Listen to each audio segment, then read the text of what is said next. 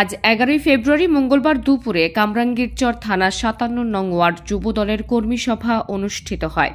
কামরাঙ্গীরচর থানা ঢাকা মহানগর দক্ষিণের 57 নং ওয়ার্ড যুবদলের আহ্বায়ক মোহাম্মদ হাবিবুর রহমান হাবিবের সভাপতিত্বে ও কামরাঙ্গীরচর থানা 57 নং ওয়ার্ড যুবদলের সদস্য সচিব মোহাম্মদ সিদ্দিক হাওলাদারের সঞ্চালনায় সভায় প্রধান অতিথি হিসেবে উপস্থিত ছিলেন ঢাকা মহানগর দক্ষিণ যুবদলের আহ্বায়ক খন্দকার এনামুল হক এনাম। প্রধান বক্তা হিসেবে উপস্থিত ছিলেন ঢাকা মহানগর দক্ষিণের সদস্য সচিব রবিউল ইসলাম নয়ন। বিশেষ অতিথি হিসেবে উপস্থিত ছিলেন এম এ গাফফার, সিনিয়র যুগ্ম আহ্বায়ক যুবদল ঢাকা মহানগর দক্ষিণ, মোহাম্মদ রাফিজুল হাই রাফিজ, যুগ্ম আহ্বায়ক যুবদল ঢাকা মহানগর দক্ষিণ, মোহাম্মদ হুমায়ুন কবির, সদস্য যুবদল ঢাকা মহানগর দক্ষিণ, সোহেল আরমান, সদস্য সচিব কামরাঙ্গীরচর থানা যুবদল, নাসির উদ্দিন, সিনিয়র যুগ্ম আহ্বায়ক কামরাঙ্গীরচর থানা যুবদল ঢাকা মহানগর দক্ষিণ।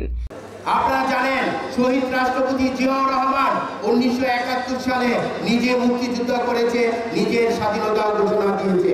পক্ষান্তরে আমরা কি দেখতে পাচ্ছি, শেখ মুজিবুর রহমান পশ্চিম পাকিস্তানের বন্দী থেকে আজাদ করে নিজে স্বেচ্ছায় কারাবরণ করে নিয়েছে।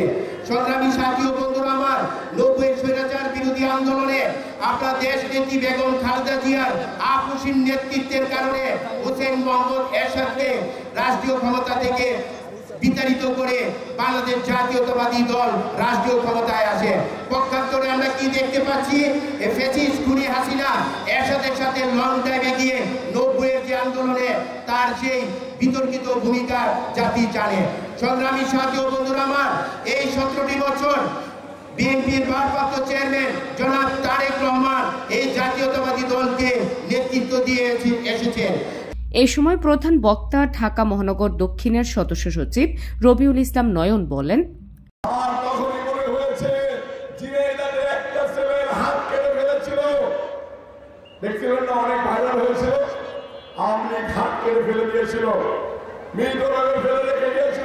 সেই ছেলেটা আইসিইউতে গিয়ে বলতেছে আমার কোনো ভয় নেই, আমার নেতা আছে বিএনপির ভারপ্রাপ্ত চেয়ারম্যান তারেক রহমান।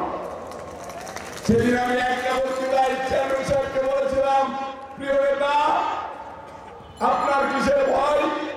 আইসিইউতে গিয়ে মৃত্যু সরকার দাঁড়িয়ে আপনার নেতা কর্মীরা আপনার নাম বলে তারেক রহমান, তারেক রহমান, তারেক রহমান। ঠিক একই কথা মনে পড়ে গেল, এই বাচ্চা শিকদার মৃত্যুর দোয়ারে দাঁড়িয়ে বলতেছে আমার নেতা তারেক রহমান, আমার নেতা তারেক রহমান, আমার নেতা তারেক রহমান।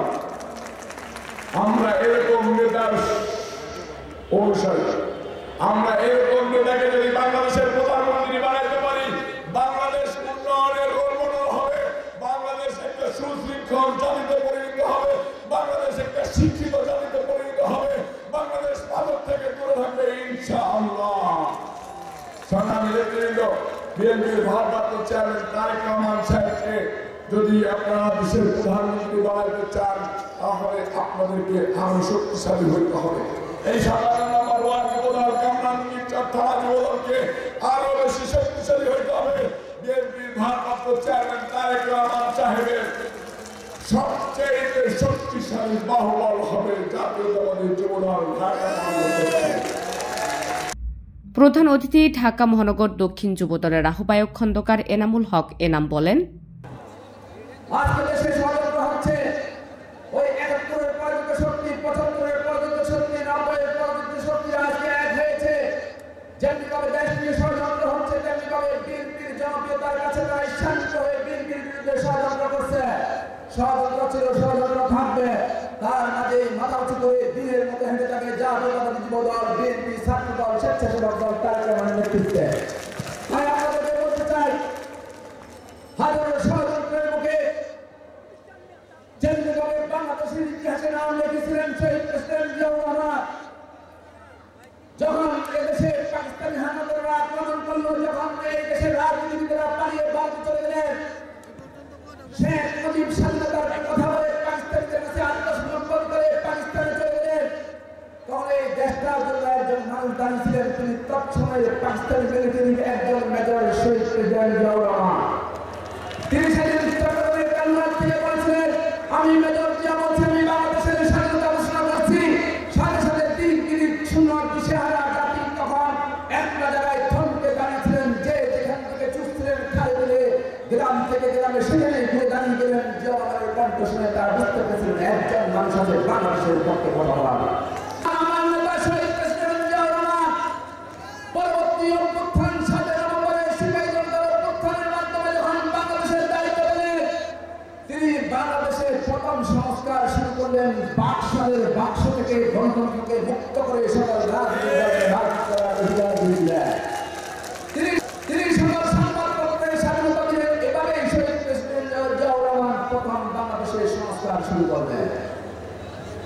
তৎসময় কিছু রাজনীতিবিদ মার্ক্সবাদ, লেনিনবাদ, সাম্রাজ্যবাদ এবং সমাজতন্ত্রকে যারা ধারণ করে তারা হয়েছিল ওখানকার মিলিটারি অফিসার কিভাবে দেশ চালাবে।